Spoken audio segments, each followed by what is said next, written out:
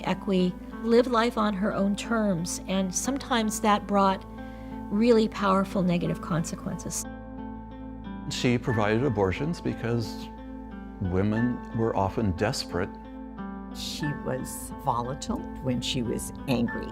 She had, I think most people would call it a short fuse. She loved other women, and at the time that was something that was increasingly being labeled as deviant, sick, as ethically, morally wrong.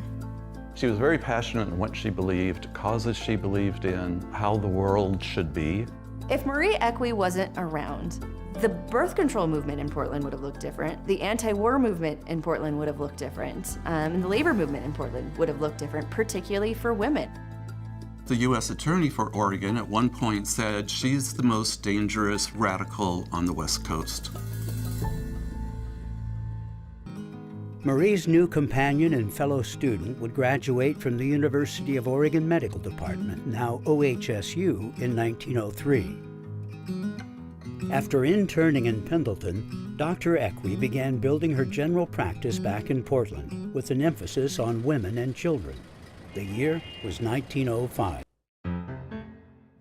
During her early years in Portland, Equi joined the Progressive Party and actively involved herself in issues of the day. Called one of the brainiest women in Oregon. The world and their role in it, of wanting to really replicate white middle-class Christian values. And so a lot of progressive era activism was really about morality as much as it was about improving conditions for working people. During her early years in Portland, Equi joined the Progressive Party and actively involved herself in issues of the day. Called one of the brainiest women in Oregon, she worked for women's suffrage, aligning with voting rights pioneer Abigail Scott Duniway.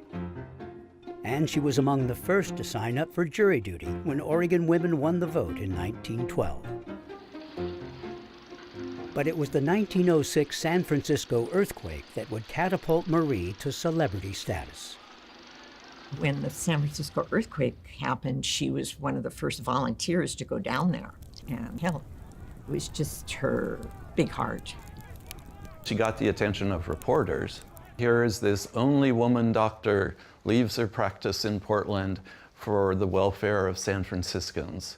And evidently there really was a medal that she received from the U.S. Army, which is ironic considering her relationship with the government in later years. But returning home, Equi's golden girl image quickly tarnished. In 1905, she'd met and fallen in love with 23-year-old Harriet Speckert, an heiress to the Olympia Brewing Company fortune. The Speckert family, they accused Equi of being after the family wealth, but it was all about money, and of course it was all about what clearly was a lesbian relationship and the scandal of that. So for a couple years, they were living in the Nortonia Hotel, which became the Mark Spencer, and there was a rooftop garden restaurant. And Marie and Harriet would throw parties, dinner parties and drinking parties. And they had a big crowd. One more way she got to be well known. We know she loved other women. She was very much involved in supporting women, but she was romantically involved with them. The word lesbian was not used commonly at that time. Marie lived her life, and that was her declaration.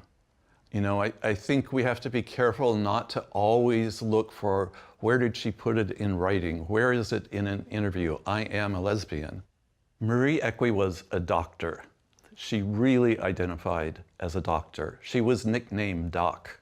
So therefore, when a medical need arose, she responded. Those needs included abortions, performed as part of her holistic approach to women's health. We know that she wanted very much to help working women, to help women in immigrant communities. She wanted to make sure that people had access to contraception, to abortion, regardless of what their job was or how much they made or who their family was. This was a really important part of her philosophy about all all health care, all reproductive rights. At the time, Oregon and most states had laws restricting abortions. But in general, in the 1910s, prosecution didn't happen unless there was a death involved. I think she just said, I know it's against the law, but considering her clients, I think she figured she could get away with it because she provided abortions to the wives and the girlfriends of many prominent men in town. She had a great reputation for being safe. She was an excellent doctor, and she doctored to the poor, sometimes for nothing, and she doctored to the rich for a lot. We just imagine her saying, I want a child. I think Harriet knew that Marie could get her a baby because there were often women who came to her too late. It was something that the abortionists did, was help women place their babies. Marie adopted a baby girl named Mary in 1915. The people at the adoption agency knew she was a lesbian, knew she was living with another woman, and still allowed her to legally adopt.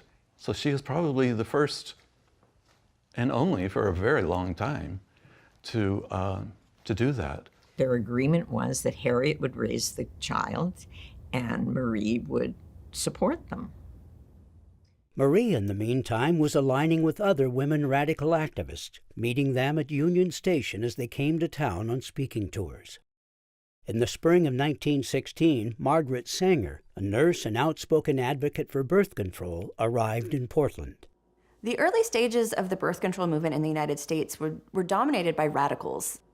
They really saw that in order for the working class to be emancipated, to be in control of their own destiny, they had to have smaller families. Sanger had developed a brochure about family limitation. It was like a small size that would fit in your purse or pocket, and it gave some basic information on how to avoid pregnancy. It also described sex as something that could maybe be pleasurable for young women. And to even the progressives in the city of Portland who said they agreed that birth control information should be out there, but this pamphlet took it too far because it also talked about things that could arise impure thoughts in young people. Despite the controversy, Sanger spoke on schedule.